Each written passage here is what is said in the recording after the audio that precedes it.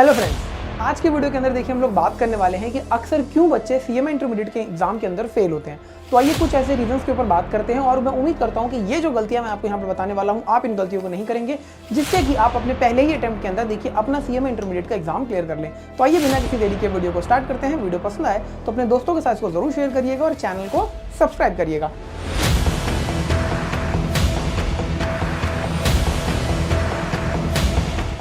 तो sir, Y students fail इन CMA inter, यहां पर आप इंटर के एग्जाम में क्यों फेल होते हैं? तो बहुत ध्यान से समझिएगा, यहां पर कुछ मोटे मोटे रीजंस निकालने की कोशिश की गई है। तो देखिए, जो सबसे पहला रीजन आता है आपके सामने, जब आप अपने आप को एनरोल करा लेते हैं इंटर के अंदर, तो यहां पर आप सिलेबस को उतना सीरियसली नहीं लेते हैं, अंडर एस्टिमेट करते हैं कि सर हम आसानी से कर लेंगे, और यहां पर आप अपनी स्टडीज को टाइम पे स्टार्ट नहीं करते हैं, जिससे कि आपका सिलेबस टाइम पे कंप्लीट नहीं होता है और आप प्रॉपर्ली रिविजन नहीं कर पाते हैं और आप एग्जाम के अंदर अच्छा परफॉर्म नहीं कर पाते हैं। तो पहला रीजन यही है, underestimating the syllabus and not giving proper time to each subject. हर सब्जेक्ट को आप प्रॉपर्ली टाइम जो है वो एलोकेट नहीं करते हैं। तो इस तरीके की गलती आप लोग एग्जाम के अंदर नहीं करेंगे। बात करें अगर हमारे सेकंड रीजन की, तो सेकंड रीजन आता है failure to understand the concept. Sir, इसका क्या मतलब है? ये एक बहुत बेसिक रीजन है। देखिए कि आपको कोई कॉन्सेप्ट अच्छे से समझ में नहीं आया, आपने उसकी पूरी अंडरस्टैंडिंग डेवलप नहीं करी, वो कॉन्सेप्ट आपसे क्या कहना चाहता है ये आप नहीं समझ पाए, और इस चीज को लेकर आप एग्जाम में चले गए, तो जब आपके सामने क्वेश्चन आता है तो आप अच्छे से उस कॉन्सेप्ट की एप्लीकेशन वहां नहीं कर पाते हैं, जिससे कि आपका देखिए क्वेश्चन गलत होता है और आप देखिए यहां पर फेल कर जाते हैं। तो क्वेश्चन को अंदर ध्यान रखिएगा कि जो कॉन्सेप्ट लग रहे हैं उन कॉन्सेप्ट को अंडरस्टैंड करें, रादर देन कि आप उनको मगअप कर लें या उनको रटने की कोशिश ना करें, उनको समझने की कोशिश करें। बात करें अगर हमारे यहां पर थर्ड रीजन की, तो वो है आपका लैक ऑफ प्रैक्टिस। आपने देखिए कॉन्सेप्ट तो समझ लिया, लेकिन उस कॉन्सेप्ट के ऊपर बेस्ड जितने भी आपके, चाहे वो प्रैक्टिकल हो या फिर थ्योरेटिकल हो, जिस तरीके का भी वो कॉन्सेप्ट है, जिस तरीके का भी वो सब्जेक्ट है, आपने उसके प्रॉपर क्वेश्चंस की प्रैक्टिस करनी है। बिना प्रैक्टिस करे देखिए आप नहीं जाएंगे एग्जाम के अंदर। बात करूं अगर मैं हमारे यहां पर नेक्स्ट रीजन की, तो नेक्स्ट रीजन आता है कि सर आपने देखिए डेवलप नहीं करी कंसिस्टेंट और डेली स्टडी हैबिट। अब यहां पर क्या करना होता है? देखिए बच्चे क्या करते हैं, एक दिन 4 घंटे की पढ़ाई करी, अगले दिन 6 घंटे पढ़े, फिर 8 घंटे पढ़े, फिर 2 घंटे पढ़े, फिर 1 घंटे पढ़े। इस तरीके से आपको नहीं करना है। देखिए कम से कम आप डेली बेसिस पे 4 घंटे की सेल्फ स्टडी करेंगे, और जब आपके एग्जाम नजदीक हो और अगर आप एक ग्रुप दे रहे हैं तो उस लास्ट के 1 मंथ में आपको कम से कम 8 घंटे की स्टडी करनी है, और अगर आप बोथ ग्रुप के लिए जा रहे हैं तो वहां पर आपको 10 से 12 घंटे की स्टडी जो है अपने आखिरी के 1.5 से 2 महीने के अंदर करनी है। ठीक है जी। तो डेली कम से कम कंसिस्टेंटली आपको देखिए अपनी स्टडी हैबिट को डेवलप करना होगा, अपनी पढ़ाई को लेकर आपको कंसिस्टेंट रहना होगा।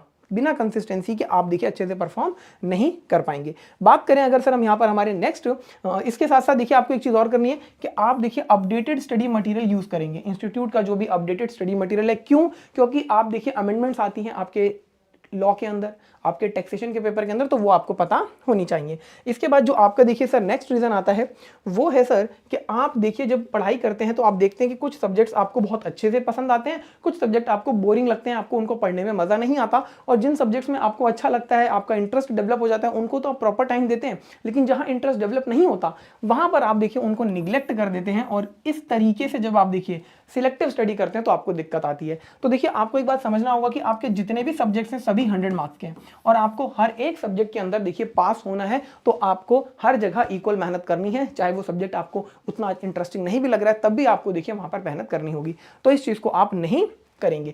इसके साथ साथ देखिए बच्चे कॉन्सेप्ट समझ लेते हैं, क्वेश्चंस की प्रैक्टिस भी करते हैं, हर सब्जेक्ट में मेहनत भी करते हैं, लेकिन सर वो टेस्ट नहीं देते हैं। अब जब आप टेस्ट देते हैं तो आपको देखिए पता लगता है कि आप एक्चुअल में कहां स्टैंड करते हैं, आपकी परफॉर्मेंस किस तरीके से है, 3 घंटे के अंदर क्या आप अपना पूरा पेपर कर पा रहे हैं। तो यहां पर बहुत जरूरी होता है कि जब आप अपने टॉपिक्स को कंप्लीट करें तो आप टॉपिक वाइज टेस्ट दें।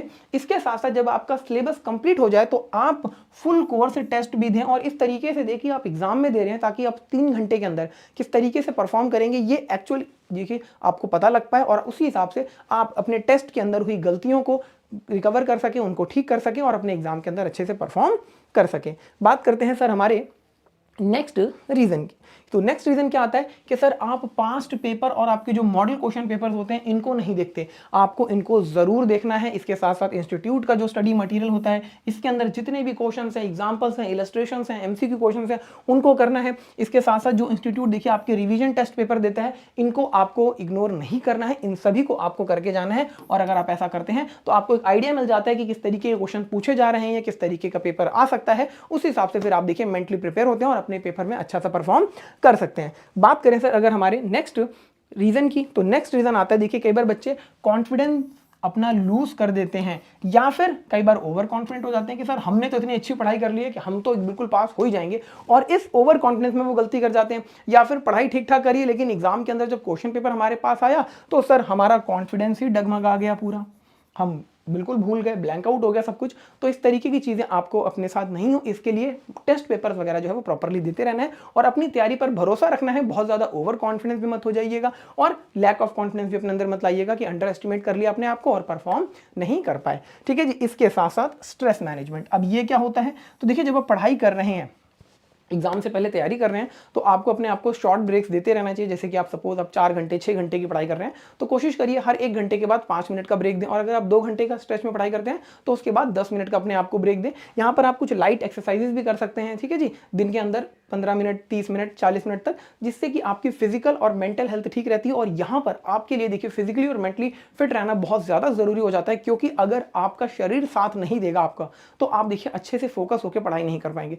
तो इस चीज़ का ध्यान रखिएगा। ये कुछ ऐसी मिस्टेक्स हैं जो बच्चे देखिए अक्सर एग्जाम में करते हैं। इसके साथ साथ यहाँ पर एक छोटी सी बात और है जो मैं ऐड करना चाहूँगा, और वो 11 पॉइंट नंबर आप बना सकते हैं कि MCQ क्वेश्चंस की प्रैक्टिस।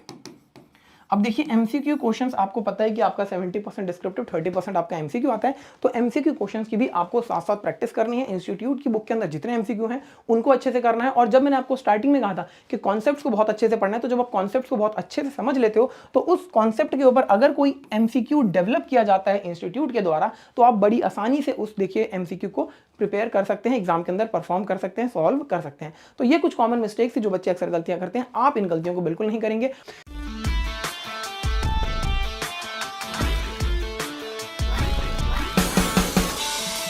तो मिलते हैं नेक्स्ट इन्फॉर्मेटिव वीडियो में, तब तक के लिए थैंक यू सो मच।